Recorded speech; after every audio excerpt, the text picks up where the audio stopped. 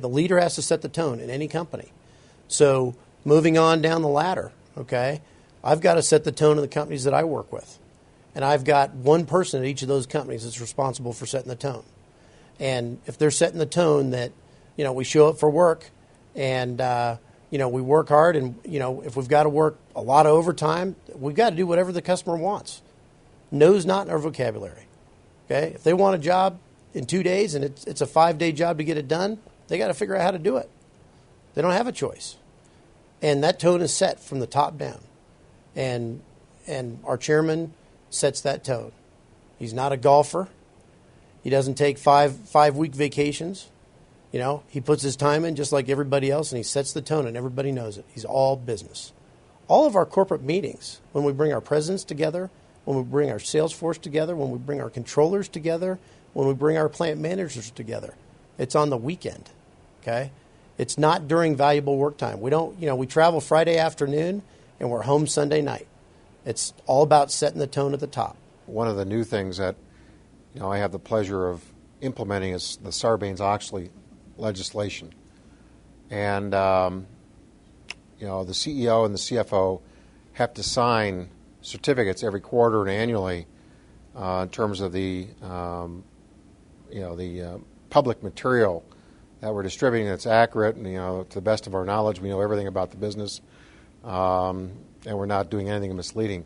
But, and it's always under, threat of losing your house and all your possessions, so it's quite serious. But the audit firms do a lot now in terms of auditing, external auditing firms, and we have to get a signed opinion from one of the auditing firms in terms of our assessment of our internal controls under Sarbanes-Oxley. And one of the key things they look for at standard is what is the tone at the top. And so it's a standard checklist on their audit to understand the tone at the top, because much like Trent said and Christine, the tone at the top really does set the tone for the rest of the organization. And that's why they actually test what is the tone at the top. Interesting. And I think it'd be really difficult if there was a leader that, as you described, was the paragon of integrity, but yet had an organization that was a bunch of snakes and bordering on criminal activity, to use kind of the widest example. Because first of all, I don't think that would be a good leader if they weren't connected and understood what their organization or how they were actually conducting business. Obviously, they wouldn't be listening to customers and really understanding through skip level meetings or other ways of means of testing, what's really going on in their organization. While I might need to recognize the fact that if I call the initial time period that somebody's working with us in the general workplace is called probation. Mm-hmm. Someone's on probation. They just started with you. They're on probation. You're going to examine them. Well, if I use the term probation with some of my employees, it has a very negative connotation. Okay. It means they're being watched for failure.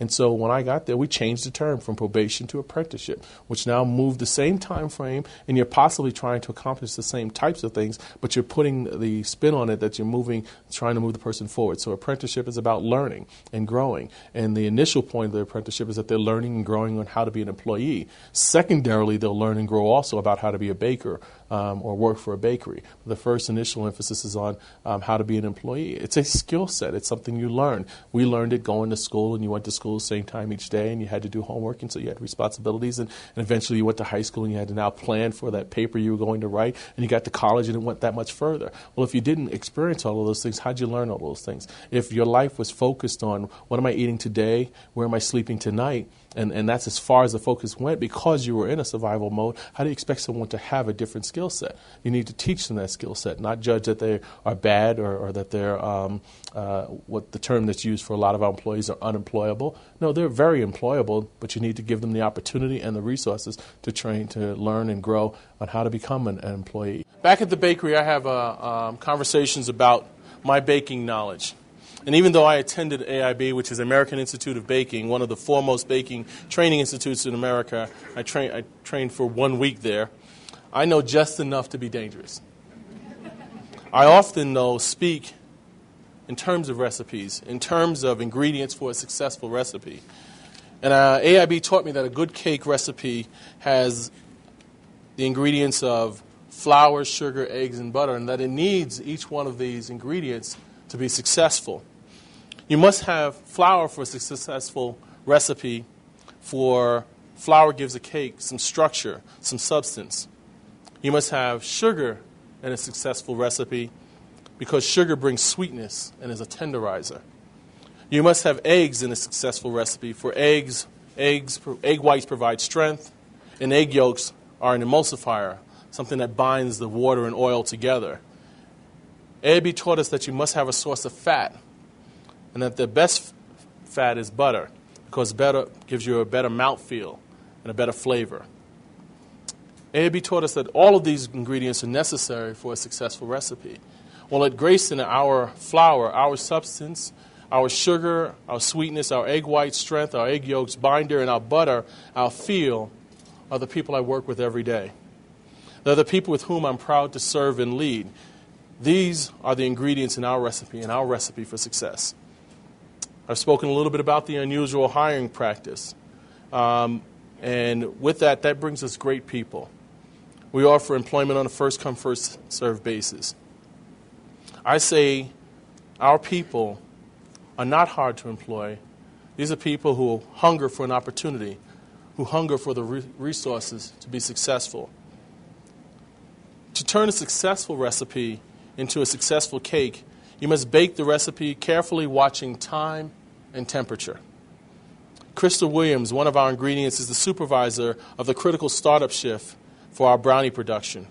Crystal is a single mother who started at the bakery many years ago to earn money to take care of herself and her family, her 2 sons.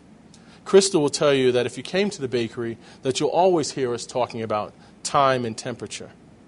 In the great recipe known as Grayson, the pressure of selling, producing, and shipping millions of pounds of brownies and cakes and cookies while working with our employees creates its own type of heat. That heat is sometimes comforting. That heat sometimes burns. But heat is always necessary to bake. The science and technology course at AIB taught me that there are certain chemical reactions that occur when you mix all the necessary ingredients together and apply heat. They taught me how the flour molecules join with the sugar molecules and the egg molecules. They taught me that the butter molecules during the baking are how they react during the baking process. They taught me that when this process is completed, you no longer refer to the congregation of those ingredients in the same way. You don't go into a bakery store and say, give me some flour, sugar, eggs, and butter. They'll look at you cross-eyed. You go in the store and you say, may I have a cake? When you mix the right ingredients together, apply some heat, and allow some time, you get this chemical reaction. During the baking process, that cake undergoes this chemical reaction that results in this better item than that was there when you first began. During that baking process, you observe the mixture of those ingredients on their way to becoming that better item. You'll notice a physical change. You would notice that the final product is higher in stature than when you began. Well, similarly, when you mix all of our people, apply some heat, allowing some time, you no longer have the same ingredients. You have different people. You have the Grayson Bakery family. I know that I'm no longer the same person that arrived there 9.5 years ago, that I've undergone a change, that I've suffered some heat, I've been burned a few times, but I believe that I'm a much better person for it.